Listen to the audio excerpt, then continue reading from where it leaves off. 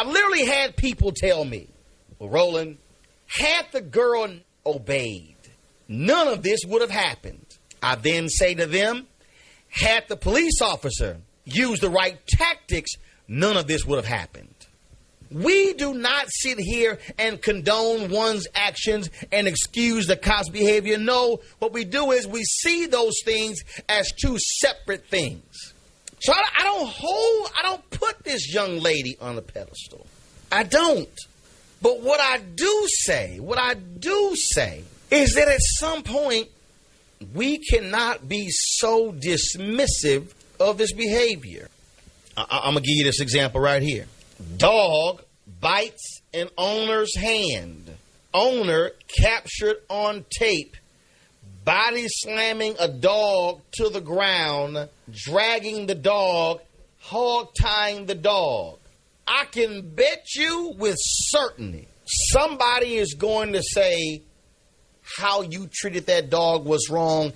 That dog didn't deserve it. And your response will be, but the dog bit my hand. The dog bit my leg. But the dog bit me. And somebody is going to say that is not how you are supposed to treat a dog. You are supposed to take care of a dog better than that. So ask yourself the question, how is it that we are more willing to fight for the rights of a dog than it is for a young girl? Hands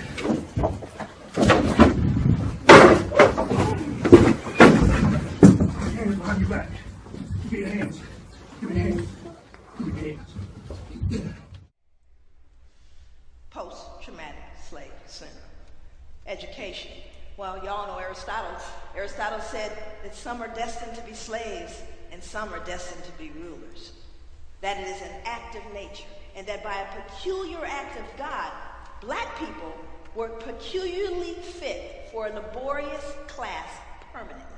Well, Aristotle was smart, so it must be true. You see, everyone was complicit. How many of you knew that they put a black man in the Bronx Zoo? In a monkey cage. But that wasn't during slavery. Look at the date. That's 1906. Y'all free. Aren't you free? Wait a minute, isn't the playing field leveled now for you people?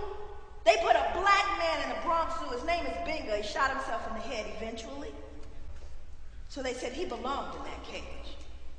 And good folks, Christians, women, children, went to the zoo and watched a man who was in a cage in 1906. And then we wondered why folks got a little upset with this photo. That would be LeBron James. Now, if I were to ask you, look at just LeBron, the LeBron James side of it. This is the first black man ever to appear in 2008 on the cover of Vogue magazine. First in history. Now, if you were to just see that picture, does it remind you of a movie? Just a picture of LeBron. What movie does that remind you of? King Kong, very clearly, an ape, you see. Vogue said, oh my goodness, that was a coincidence. They got it down to the blue dress. Are you hearing me? But Vogue said, oh no, it was a coincidence. And I might have believed Vogue if I didn't know that. But you see, we don't know who we are, because if LeBron James had received the education about who he was, he would have never taken that picture. Never.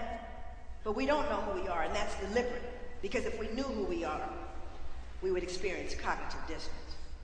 Okay, it gets a little dicey now, I just want you to know. These pictures aren't in my book, but I have them here for a reason, because there's people in here I want you to see. Now, I'm not showing you this picture to make you feel all inky inside because of the man who's lynched there, who, bless his soul, is still intact with his dignity. But I want you to see who's in this picture. And I want you to see what they're wearing. They're wearing what color? So what day is it? So where have they been? And then they went to the... Now I want you to see how... Look at the little one back there. Little bitty one in the back. See the little one back there? And no one's looking horrifically. Let me put this in perspective for you. If I were to take a puppy, you know, the happy puppy everyone loves, the lab. So we get the little yellow lab, because everybody who's nice has little yellow labs. So lab, we got the yellow lab puppy running around. And I grab the little puppy right here in front of you all, take some of these wires and wrap it around the puppy's neck, and hold it up in front of you today until that puppy gasped and died.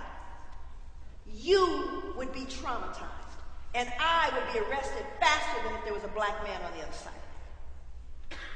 You would be traumatized so much so, some of you would run out of the room screaming, some of you would attack me, some of you would need therapy. How is it they're not even grimacing? Everyone asks me, what happened to white people, Joy? You talk about post-traumatic slave syndrome and the injury to black people. What happened to white people? That's what happened to white people. Can't feel it. That subtle contempt, there it is. Can't figure out why I can't feel it. Centuries of saying they're not human, says he's less than a deer. No tears for him. That's what happened to white people. And it messes with white people all the way up to Katrina. I'm going to take you there.